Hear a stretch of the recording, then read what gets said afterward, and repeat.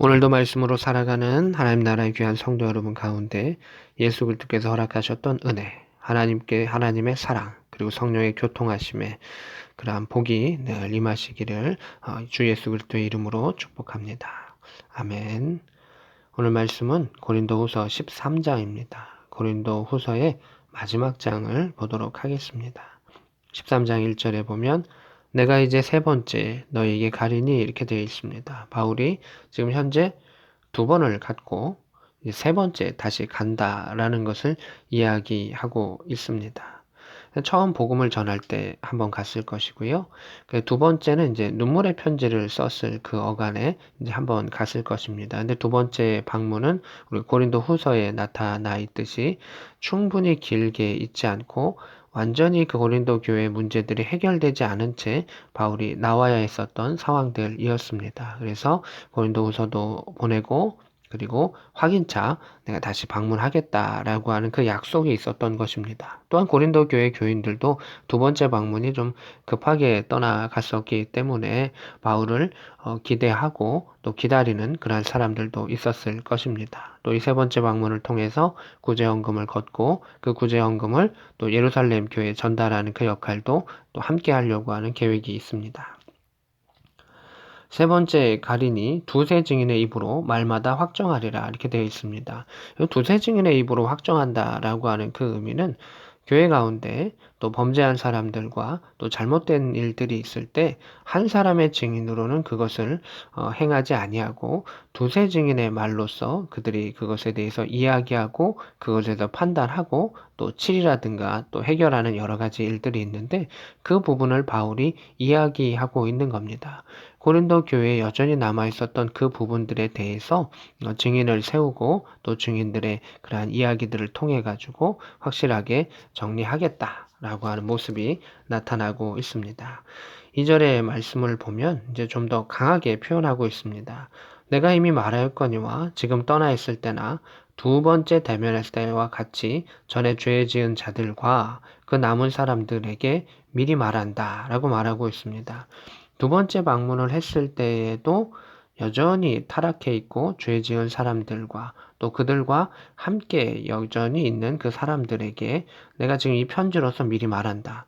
이번에 내가 다시 가면 2절 후반부에 용서하지 아니하리라. 바울이 이렇게 강하게 이야기한 구절이 많지 아니하는데 여기선 상당히 강력하게 이야기합니다. 그것은 왜냐하면 우리가 교회 안에서 화합해야 되고 세우는 것도 필요하지만 죄라고 하는 부분, 특별히 이단성이라고 하는 부분에 대해서는 명확하게 제거해야 되는 부분이 필요하다라고 하는 것입니다. 품어주고 내과적인 치료가 필요한 그런 해당 사항들이 있습니다.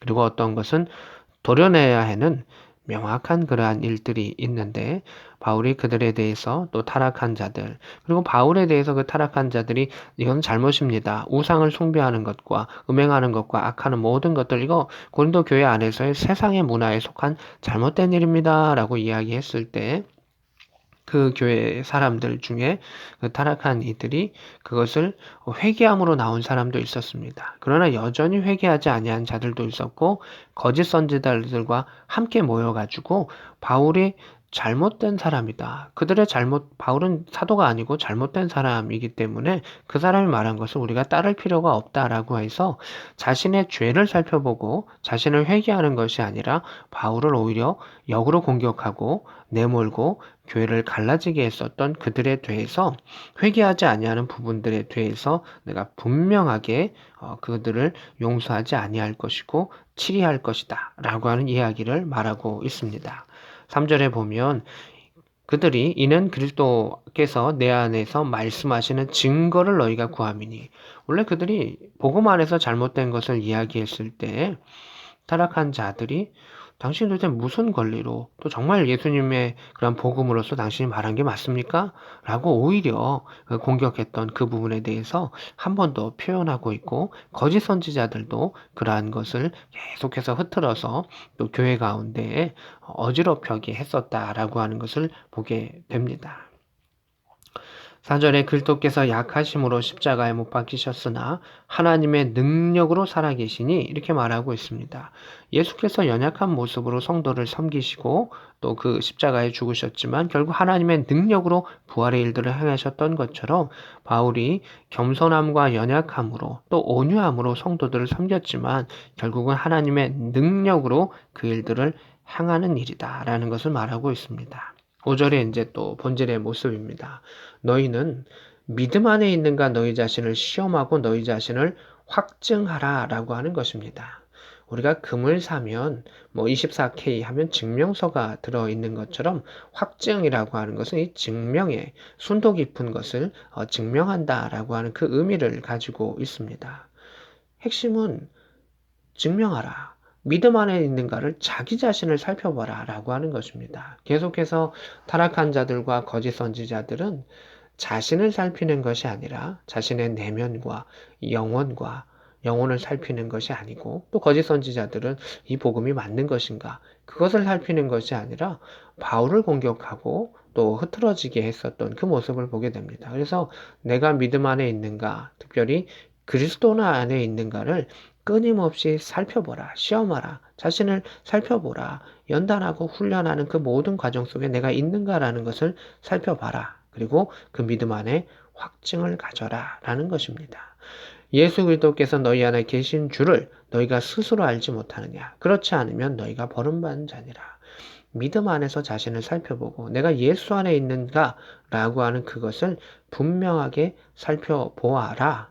그렇지 않으면 너희는 버림받은 자다라고 하는 것입니다. 그렇다고 우리 스스로 또 사람 스스로 나는 예수 안에 있어 예수 안에 있어 라고 말하는 것 또 나의 스스로 자기 최면을 거는 것 그것이 핵심이 아닙니다. 복음의 근처에 근거해서 말씀에 근거해서 또 교회 공동체의 그 방향성과 하나의 말씀의 방향에 근거해서 자신을 살펴보라 라고 하는 것입니다. 지금 이 타락한 자들과 연약한 자들은 자신을 지금 옳다라고 이야기하고 있는 겁니다. 근데 바울은 아니다. 복음 안에서 살펴보아라. 교회 공동체 안에서 자신을 살펴보고 말씀에 근거해서 자신을 살펴보아라. 라고 하는 것을 말하고 있습니다. 7절에 우리가 하나님께서 너희로 악을 조금 더 행하지 않게 하시기를 구하고 오직 우리는 버림받은 자와 같을지라도 너희는 선을 행하고자 함이라. 바울이 지금 말하고 있는 이 서신서, 복음을 전하고 있는 그 목적을 이야기하고 있습니다. 우리가 연약할지라도, 복음을 전하는 자가 연약할지라도, 또 성도들이 그것을 오해할지라도, 성도들은 선을, 하나님의 뜻을 행하기를 나는 원한다. 라고 하는 것입니다. 9절도 같은 내용입니다. 우리가 약할 때 너희가 강한 것을 기뻐하고, 이것을 구하는데 곧 너희가 온전하게 되는 것이라. 성도들이 선을 행하는 것뿐만이 아니라 예수 그리스도의 복음 안에서 거룩해지고 온전해지는 것. 나는 그것을 원합니다. 우리가 좀 박해를 받을 수도 있고 연약해질 수 있고 고난을 당할 수도 있는데 성도들이 거룩해지고 온전해지는 것. 나는 그것만을 바랍니다. 라고 이야기합니다. 바울이 고린도 교회에 복음을 전할 때 교회를 치리하고자 하는 것이 핵심이 아니다라고 하는 것을 다시금 이야기합니다. 복음 안에서 바로 서기를 원합니다. 라고 하는 그 질서를 이야기합니다. 10절도 그러한 의미 가운데 나타납니다. 내가 떠나 있을 때 이렇게 쓰는 것은 대면할 때 주께서 너희를 넘어뜨리려 하지 않고 세우려 하여 내게 주신 그 권한을 따라 엄하지 않게 하려 함이라 라고 말합니다. 바울은 사도로서의 권한이 있습니다. 사도로서의 권한은 무엇이냐 하면 복음을 전하는 권한이 있고 또 축복의 권한도 있고 예전을 행할 수 있는 뭐 세례라든가 그리고 이제 성례라든가 이런 것을 행할 수 있는 그러한 권한도 있고 잘못된 자들에게 권면하고 그것에서 치리할 수 있는 그것을 운영할 수 있는 혼자의 독단적이 아니라 증인들을 세우면서 그것을 교회의 법에 의해서 교회의 관습법과 말씀에 근거해서 치리할 수 있는 그러한 권한도 있지만 예수께서 내게 주신 그 권한을 엄하게 사용하려고 생각하는 것이 아니다. 왜냐하면 그것은 성도를 쓰러뜨리려고 하는 것이 아니라 세우려 합니다. 그래서 하나님께서 우리에게 주셨던 권한은 자기 자신뿐만이 아니라 성도를, 믿음의 공동체를 세워가는 데 사용해야 된다는 것입니다. 우리가 개인의 신앙만을 돌보는 것이 아니라 서로를 돌보고 공동체 안에 나아가는 것, 또 바울의 그러한 사역과 또 고린도 교회를 권면하는 그 모습을 보면 그 안에 세운다라는 겁니다. 공동체를 세운다는 것이고 교회를 세운다라고 한 그 단어가 핵심적으로 나타나고 있습니다. 11절에 형제들아 기뻐하라 온전하게 되며 위로를 받으며 마음을 같이 해라 라고 되어 있습니다. 바울이 꾸짖는 것 같지만 그것이 아니라는 겁니다. 복음 안에서 기뻐해라. 그러면서 마음을 같이 하면 평안해진다. 교회 공동체가 마음을 같이 할 수 있는 이유는 무엇이냐면 예수 그리스도와 마음을 같이 할 때 마음이 하나가 되고 평안해질 수가 있습니다. 그러면서 사랑과 평강의 하나님이 너희와 함께 하실 것이다 라고 말합니다. 마지막으로 이제 13절입니다. 여기 보면 오늘날 우리가 목회자들이 행하는 축도가 나타납니다. 이 신약의 바울의 축도이고 축복의 기도이고 또 구약에는 이제 아론이 했었던 아론의 축도가 나와 있는데 이 13절이 이제 목회자가 행하는 그런 축도의 원형입니다. 기원입니다. 주 예수 그리스도의 은혜와 하나님의 사랑과 성령의 교통하심이 너희 무리와 함께 있을지어다 라고 말합니다. 그래서 바울이 그 복음의 핵심에 그 축복의 기도를 행합니다.